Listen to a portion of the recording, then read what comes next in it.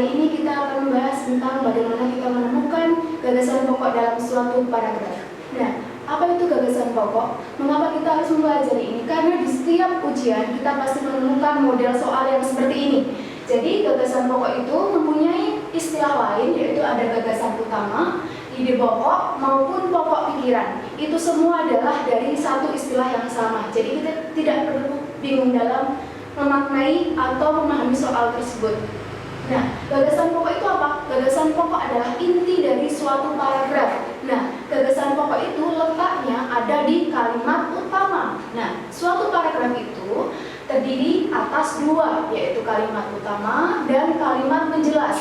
Satu kalimat utama itu dikembangkan oleh beberapa kalimat penjelas. Nah, gagasan pokok itu letaknya ada di kalimat utama. Kalimat utama bisa dicari di awal, di akhir, maupun di awal dan juga di akhir paragraf. Nah, untuk itu, letak kalimat utama yang di awal itu namanya adalah paragraf deduktif.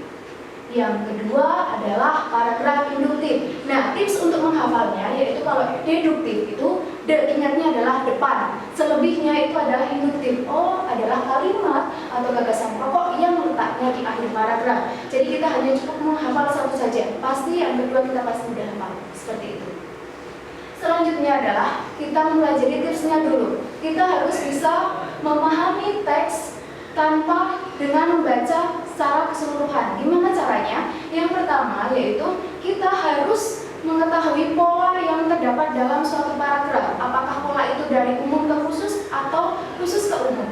Kalau umum ke khusus, maka itu dinamakan dengan paragraf deduktif atau paragraf yang inti paragrafnya itu terletak di awal paragraf. Untuk yang kedua adalah dari khusus ke umum. Jadi dari khusus-khusus itu disimpulkan barulah menjadi paragraf yang namanya adalah paragraf induktif atau paragraf yang inti kalimatnya itu terletak di akhir suatu paragraf, seperti itu. Selanjutnya, tips yang kedua yaitu ini, poin yang selalu kita gunakan secara cepat yaitu di kalimat kedua. Ketika suatu paragraf yang begitu panjang akan menyita waktu dalam mengerjakan soalnya. Kita langsung melihat di kalimat kedua saja. Jika di kalimat kedua kita temukan kata rujukan yang ditandai dengan kata ini, itu, dan tersebut, kata ini saja, berarti otomatis kalimat utama suatu paragraf itu letaknya di depan atau dinamakan dengan paragraf deduktif.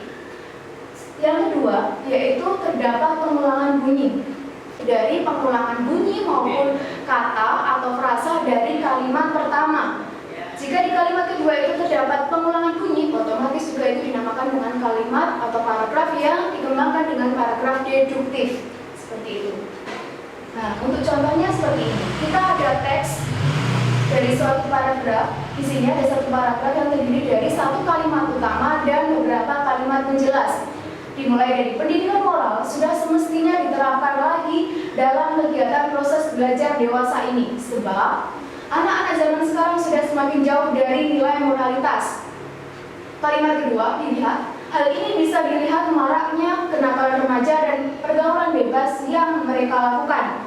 Untuk itu, pendidikan moral harus kembali diterapkan di dalam proses belajar mengajar agar anak mereka menjadi anak yang bermoral baik.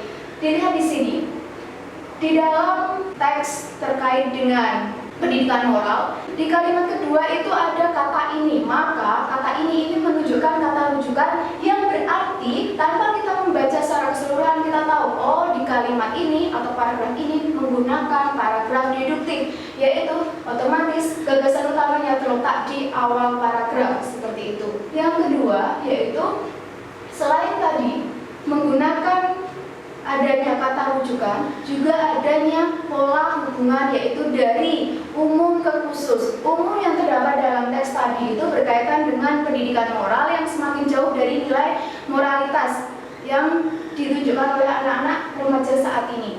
Nah, kenapa pendidikan moral yang semakin jauh itu dijelaskan lagi dengan kalimat penjelas, yaitu terkait dengan pergaulan bebas dan kenakalan remaja.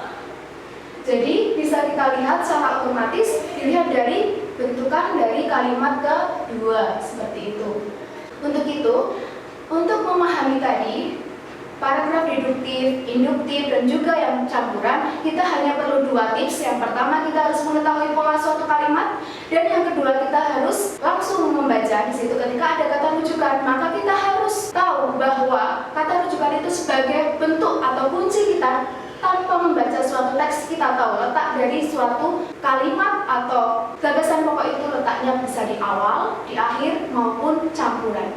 Demikian itu tips untuk menemukan suatu gagasan pokok tanpa membaca teks secara keseluruhan. Sekian pembahasan saya terkait dengan materi tips menemukan gagasan pokok secara cepat. Semoga bermanfaat dan dapat memudahkan sahabat kalian dalam belajar. Bersama OLC pasti bisa.